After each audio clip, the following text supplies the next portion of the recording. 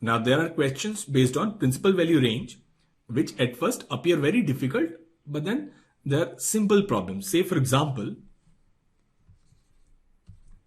if sine inverse x plus sine inverse y plus sine inverse z equals 3 pi by 2, then find the value of x to the power 2020 plus y to the power 2020, z to the power 2020 plus 1 upon x to the power 2020 plus 1 upon y to the power 2020 plus 1 upon z to the power 2020. Now we have not studied any formula for sum of inverse trigonometric function. Now what we see here is we see sum of three sine inverse functions, and we know that principal value range of any sine inverse function is from minus pi by 2 to plus pi by 2. So this sine inverse x will be less than equal to pi by 2. This sine inverse y will also be less than equal to pi by 2. And this sine inverse z will also be less than or equal to pi by 2. But on the right hand side, we have 3 pi by 2, which is pi by 2 plus pi by 2 plus pi by 2. So that means this right hand side is only possible when this sine inverse x is pi by 2, this sine inverse y is pi by 2, and sine inverse z is also pi by 2. So we'll take sine inverse of x as pi by 2. We'll take the sign on the right hand side. We'll write x as sine pi by 2 and sine 90 is 1. So value of x is 1. In the same way, value of y is 1 and the value of z is 1. So this is nothing but 1 plus 1 plus 1 plus 1 plus 1 plus 1, which is 6. So answer to this question is simply 6. Another question is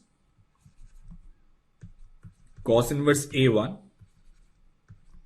plus cos inverse a2 plus cos inverse a3 plus cos inverse an is 0. Find the value of a1 into a2 into a3 up to an. Now again for this question, if we look at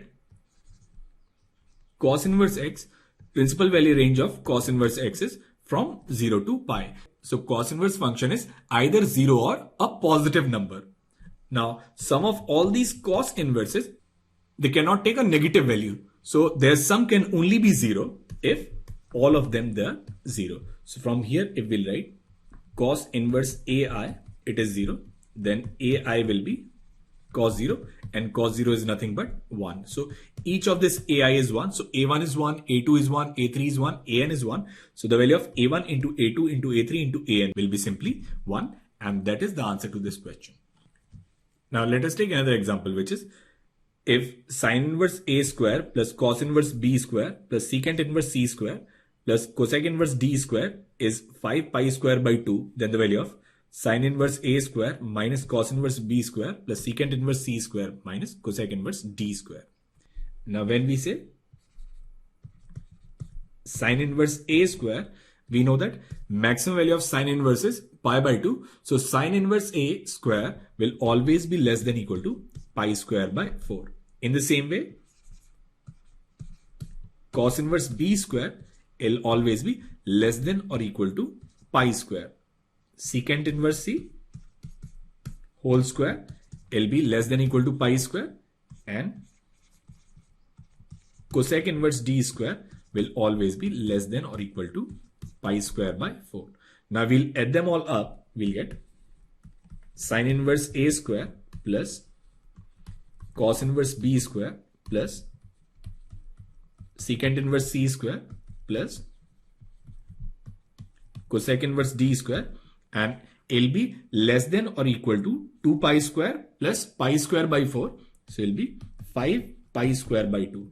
Now in the question we are given this equality sign. So this equality sign is possible if and only if all these values they are equal. So from here we'll get sine inverse a as plus or minus pi by 2. So value of a will be plus or minus sine pi by 2, which is plus or minus 1. Cos inverse b, it will be plus or minus pi. Now it cannot take the value minus pi. It will be plus pi.